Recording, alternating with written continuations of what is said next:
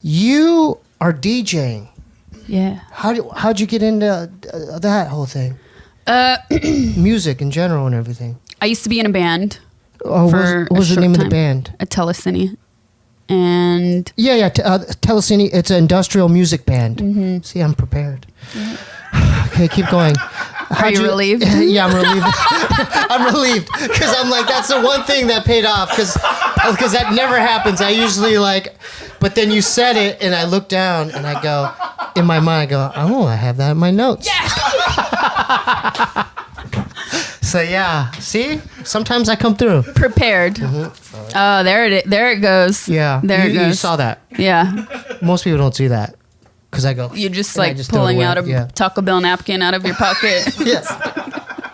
What'd you say, Taco Bell? No, I did not. But I do... These are Starbucks napkins? Yeah, these are Starbucks napkins. I'll show you what I do at Starbucks. Who doesn't do this? Oh, yeah. I mean, I stack up on these motherfuckers. Put it in the glove box in your car. Yeah. Backpack, purse. So Starbucks, thank you. Okay, sorry, keep going.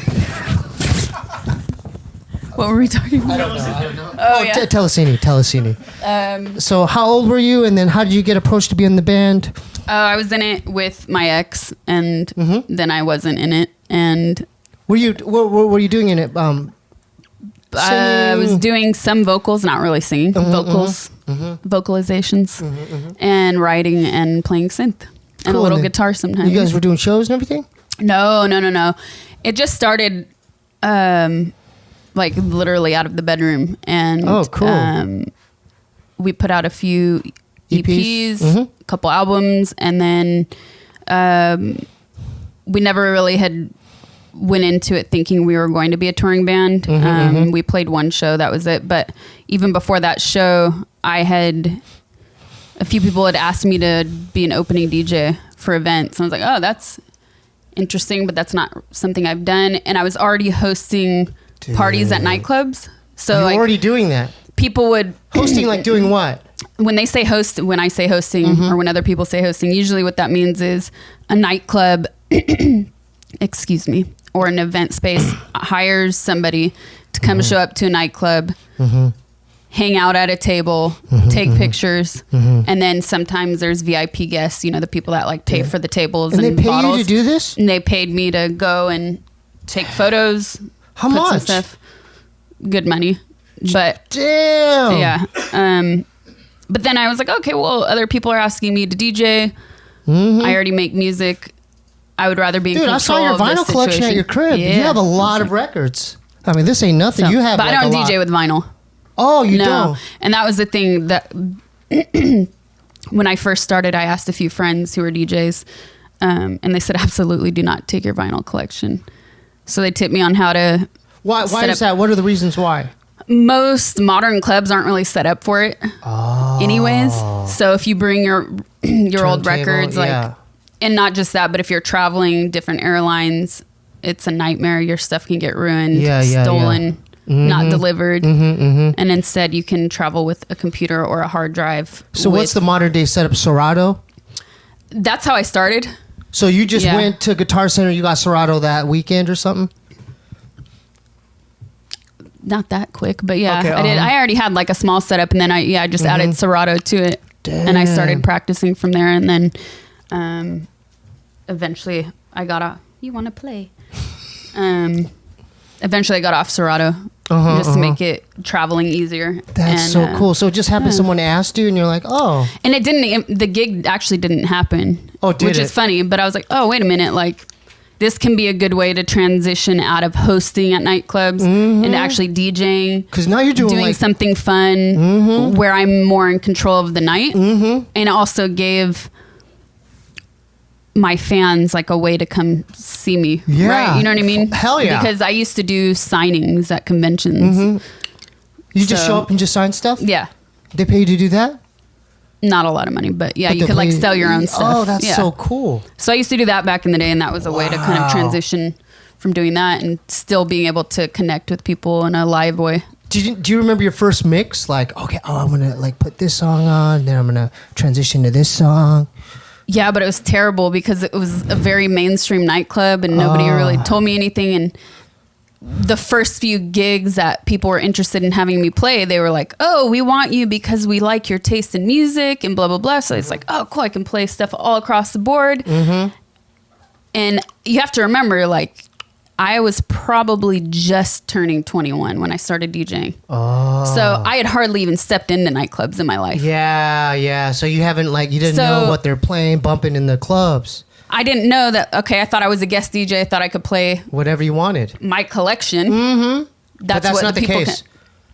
Damn. It was an experience. But it depends now. Like, now I'm just more upfront and I can ask, like, well, you want this or that? This or that.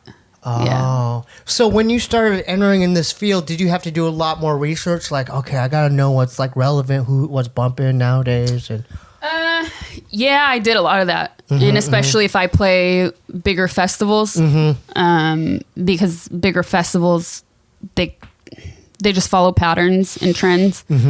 But now I would say I've definitely been focusing more on the type of electronic music that I like and that I want to play and that I want to be known for playing, rather than just playing hits. And this is like a great example of why. I was in, I'm trying to find a good way to put this, but I was speaking to some people and they said, you need to do this and you need to do that and you need to play, like, when you say people, other DJs? I don't want to say who. Oh, okay. But you can say other DJs. No, they weren't. Okay. And fair enough. They were. And this is recently, huh? Oh, okay. This is recently. Okay. And they were telling me all these things, and I was like, okay, yeah, you should play this because that's what the people like. Like, I know if I step into a certain kind of venue, and it's a certain type of audience, that I should play a certain type of music. But most of the time, at least in the past few years, I've been hired because of the type of music I play. Oh, that's cool. Right? But these people were saying, you need to play this kind of stuff. And I said, but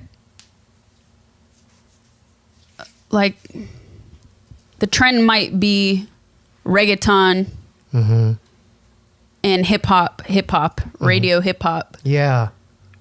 Now? But what if in a year it's Russian music? Yeah. Like, what? You know what I mean? So that's the best. And I was having this like side conversation with my friend after the fact. And it's like, if you just keep, as an artist, if you only keep following trends, you never build your own identity. Yeah. And that's not fun. That's not fun for me. And that's not fun for the audience. Yeah. And people can feel that. And people they can feel it. They can feel it when you don't feel it. Right. And so that's no fun if you're playing stuff you don't like. It's a really fine line. You have to find, I feel like there has to be a good balance between finding what works for your audience, but also what works for you as an artist and how I want to identify. And so it can be a tricky balance sometimes, but that was funny to me. So now you're like, aren't you like touring the world now? Like because I always see like different countries. Yeah. Like DJing or off. It goes in waves. It comes and goes in waves. Yeah. Now, what are some of the most favorite places you've like DJ'd? Like, where you like going back to? Always Mexico. Really? Oh yeah. We just went to Tulum. Me and my girl and my brother. We went to Tulum. So have you jealous. been to Tulum? I have not. No, I travel great. a lot, but I don't always. Yeah, where in Mexico? I've been to Mexico City, Guadalajara, Monterrey, Tijuana. I'm probably forgetting one place. Well, what do you like? I've been to cities like I haven't been to any of the coastal places, which is a shame. What do you like about Mexico? Oh, man, the people have so much spirit, and so they get hyped. They get hyped. They do, and I don't know. I feel, even though I was born and raised in California,